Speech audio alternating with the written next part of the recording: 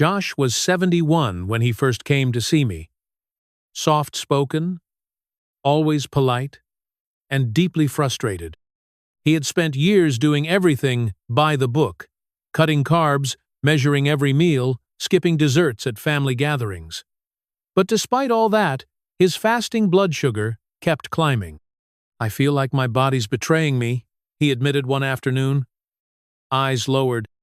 After a long pause, I asked, "Josh, how often do you move?" He chuckled. "Move? Doc? I barely make it to the mailbox without needing to sit down." That day, we didn't add a new pill. We started with something else. 5 minutes of gentle movement, just walking around the living room, holding the back of a chair for support. Nothing intense. Nothing painful, just movement. And over the next few weeks, something remarkable began to happen. You see, insulin resistance doesn't just appear overnight. It creeps in quietly, slowly, long before we ever notice the weight gain, the brain fog, or those stubborn sugar spikes.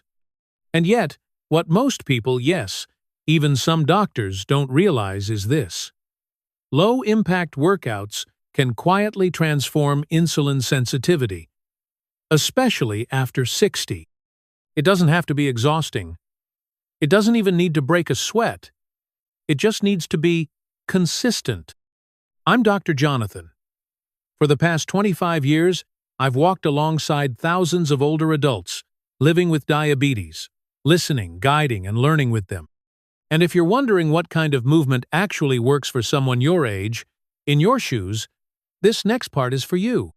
Let me show you 5 low-impact workouts that have helped people like Josh reclaim their health, one gentle step at a time.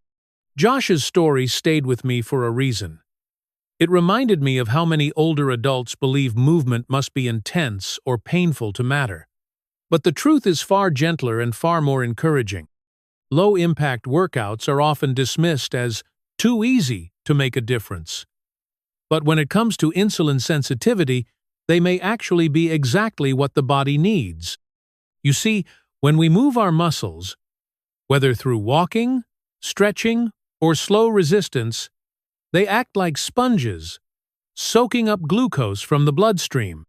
And remarkably, this process doesn't always require insulin to happen. That's right.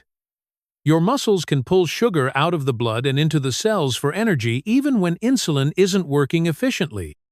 This is what makes physical activity such a powerful, underrated tool in managing type 2 diabetes and prediabetes. Now, here's something that might surprise you. Research published in the journal Diabetes Care found that even 3 short bouts of walking after meals, just 10 minutes each, significantly reduced post-meal glucose spikes in older adults. That's only 30 minutes a day. No gym, no machines, just consistent, gentle movement. But it's not just about lowering blood sugar in the moment. When performed regularly, low-impact activities also improve the body's overall insulin sensitivity, meaning your cells respond better to insulin over time, making glucose control easier and more stable. I once had a patient named Edith. She was 67, lived alone, and used a cane for support. The thought of exercise overwhelmed her, but when we reframed it as movement, simple, slow, and done at home, she agreed to try 5 minutes each morning. After 2 weeks of gentle stretching and standing balance exercises, she noticed her fasting numbers improving. But more importantly, she told me, "I feel like I'm back in control again." That sense of empowerment is just as important as the numbers. Because here's the heart of it. Low-impact workouts aren't just about glucose. They're about freedom. Freedom to move without fear. Freedom to feel strong again. Freedom to wake up and believe that your body still has the ability to heal. So if you're worried that your joints hurt, your energy is low, or that exercise feels out of reach, don't walk away. You're exactly who this is for. And speaking of walking, let's begin with the simplest, most accessible workout of all: one that has helped more of my patients than any other. Walking may sound too simple to be effective, but for many of my patients, it's the very first step toward lasting insulin control. And it's not about distance or speed, it's about consistency. One of the beautiful things about walking is that it doesn't require special equipment, a gym membership, or even perfect health. It meets you exactly where you are. Whether that's 10 steps to your mailbox or 2 laps around your home, each step is a message to your body. I'm here, and I'm moving. Let me tell you about Jessica. She was 73 and had just recovered from a long illness that left her muscles weak and her confidence even weaker. Her blood sugar was stuck around 170 fasting, and her doctor had warned she was on the edge of needing insulin. The idea of exercise terrified her. So we made it simple. For the first week, she walked from her bedroom to her kitchen. That's it. Twice a day. Slowly, steadily, with her hand brushing the wall for balance. The next week, she added the hallway. By the end of the month, she was walking 5 minutes in the morning and 5 more after dinner. And that small habit started shifting everything. Her energy improved. Her sleep became more restful. And yes, her fasting numbers began to fall, gently but surely.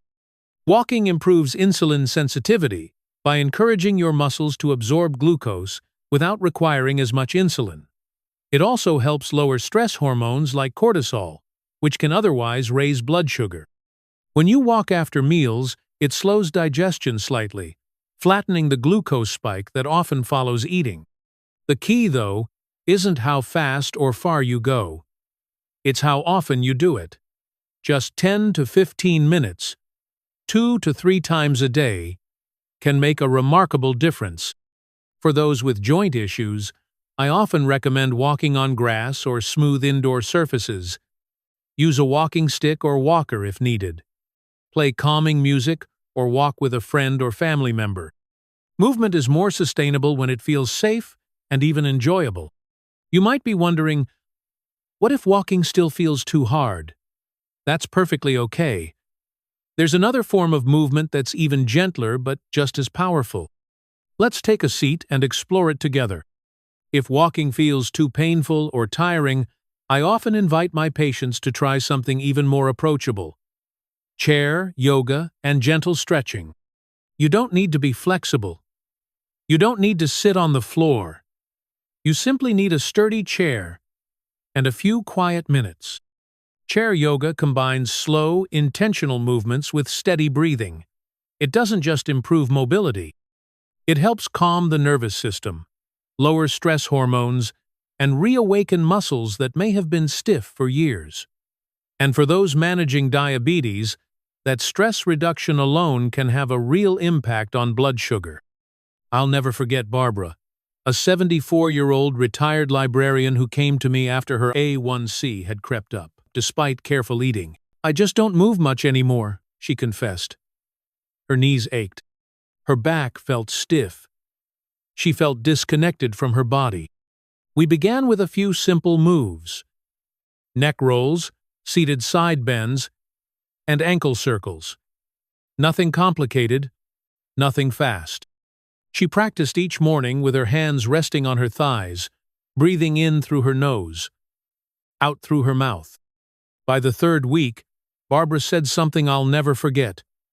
"I didn't realize how much tension I'd been carrying. But now, even my thoughts feel slower." And her blood sugar?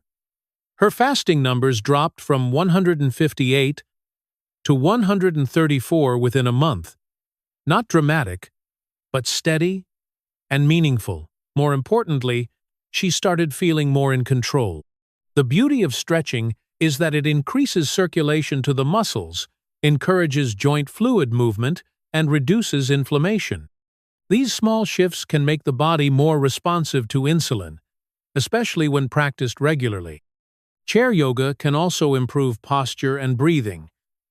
And better breathing means better oxygen flow, which helps the body process energy more efficiently. Here's a simple movement you can try right now. Sit tall in a chair. Inhale as you raise your arms above your head. Exhale as you lower them slowly to your sides. Repeat this 5 times, closing your eyes if you feel safe. Notice how your body softens with each breath. If you can commit just 5 to 10 minutes each day, preferably in the morning, your body will respond in ways that may surprise you.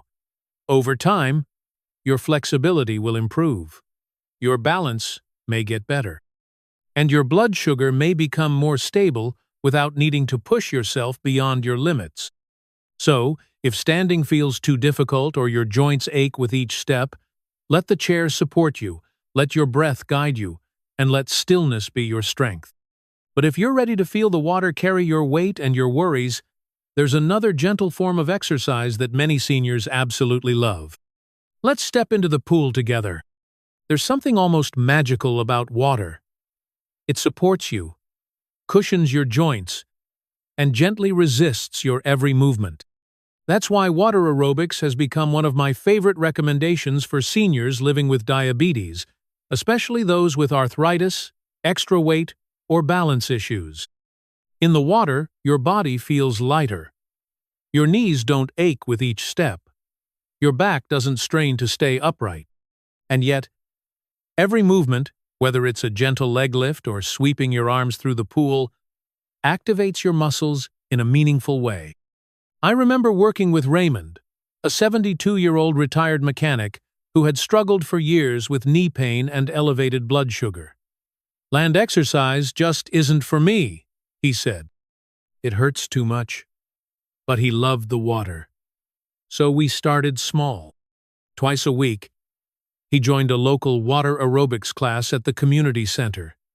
At first, he just walked from one end of the shallow pool to the other. No splashing, no jumping, just slow motion through warm water. Over time, he began adding simple arm circles, side steps, and balance work using a foam noodle. Within 6 weeks, something shifted. His blood sugar readings started stabilizing. His morning stiffness eased. He told me, "Doc, I feel like I'm waking up in a body I actually enjoy again." That's the power of aquatic movement. The natural resistance of water forces your muscles to engage more deeply than they might on land, all without the pounding impact on your joints. This type of resistance training improves insulin sensitivity by encouraging glucose uptake in your muscles, while also enhancing circulation throughout the body. There's also an emotional benefit. Many patients find the water calming, even meditative. Being immersed in a warm pool can lower stress hormones, soothe the nervous system, and bring a sense of peace that lasts far beyond the class itself. And you don't need a formal class to get started. Simply walking in waist-high water, gently swinging your arms, or lifting your knees in place can offer noticeable benefits, especially when done consistently. So, if you've ever felt discouraged by pain, fatigue, or fear of falling, let the water become your ally. It lifts more than your body. It lifts your confidence too.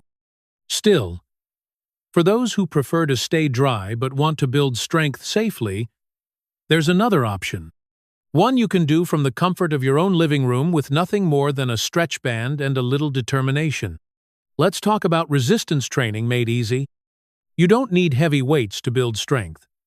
In fact, one of the most effective tools I recommend for improving insulin sensitivity fits right inside a kitchen drawer: a simple resistance band. Resistance bands are stretchy, lightweight, and incredibly versatile. They allow you to work your muscles safely at home without putting pressure on your joints. And for older adults, especially those managing blood sugar, gentle strength training can be a powerful game changer. Let me tell you about Judy.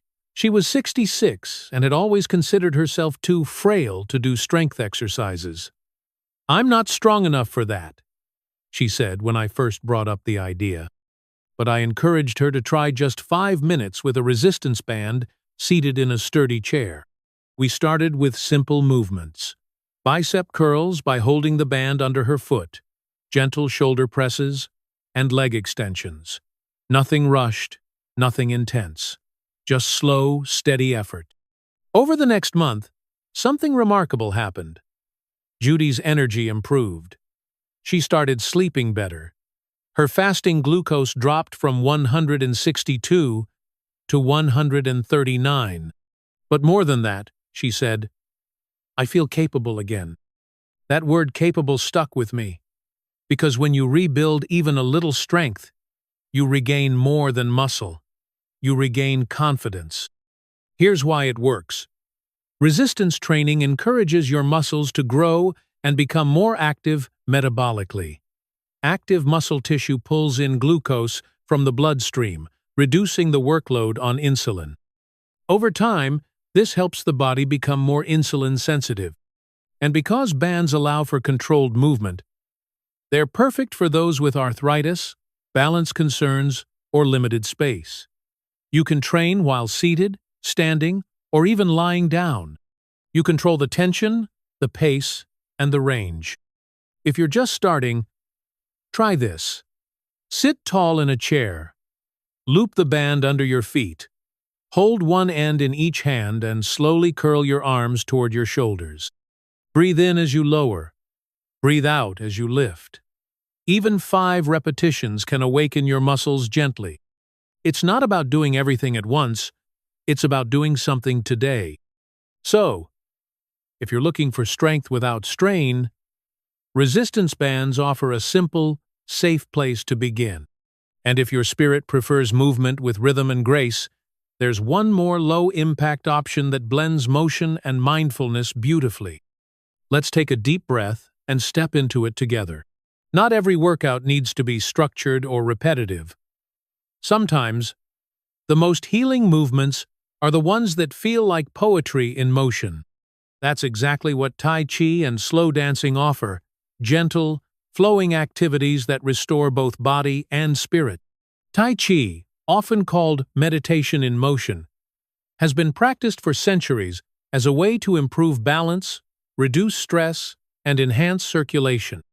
For older adults, it offers something truly special: the chance to move without pain, to breathe with purpose, and to reconnect with the body in a peaceful, grounded way. I had a patient named Hector, 70 years old, who had struggled with both prediabetes and anxiety. Medications helped a bit, but he still felt tense and disconnected. Then his daughter gave him a gift, a DVD set on beginner Tai Chi. He was skeptical, but one afternoon he pressed play and began mimicking the slow, sweeping motions of the instructor. No pressure, no judgment, just breath and movement. Within 2 weeks, Hector told me he was sleeping better. After a month, his blood sugar had dropped slightly, but more importantly, his mood had shifted. I feel more centered, he said, like I'm finally in rhythm with myself. Tai Chi improves insulin sensitivity not just by activating muscle groups, but by calming the nervous system. When stress goes down, cortisol levels drop, and blood sugar becomes easier to manage. It's a quiet, yet profound shift that many don't expect until they feel it for themselves. And if Tai Chi doesn't speak to you, don't worry. Slow dancing in your living room, with your spouse, a friend, or even alone, offers many of the same benefits. Moving to music engages your brain and body at once. It lifts the heart, steadies your balance, and reminds you that joy is part of healing too. Whether it's a graceful Tai Chi pose or a quiet sway to your favorite song, this kind of movement invites softness, connection, and strength.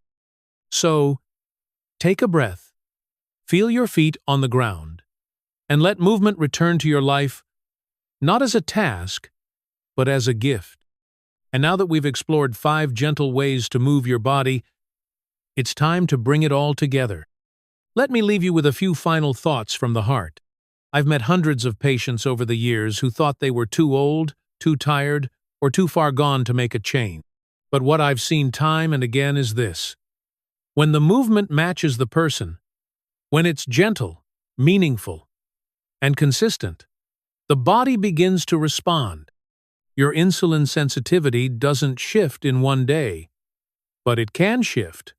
Slowly, kindly, just like Josh, who started with a few steps in his living room. Or Jessica, who walked to her kitchen and back, day after day. Barbara, who breathed her way back to balance. Raymond, who found freedom in the water.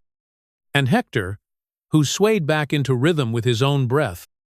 They didn't need perfection. They needed possibility. And so do you. You don't have to push. You don't have to hurt. You just have to begin. Whether it's 5 minutes of walking, a seated stretch, a splash in the pool, a quiet lift of resistance bands, or a slow, graceful movement to music, you already have everything you need to start. Because healing doesn't come from force, it comes from listening to your body and giving it what it has quietly needed all along. So here's my invitation to you. Choose one of these 5 gentle workouts. Try it tomorrow.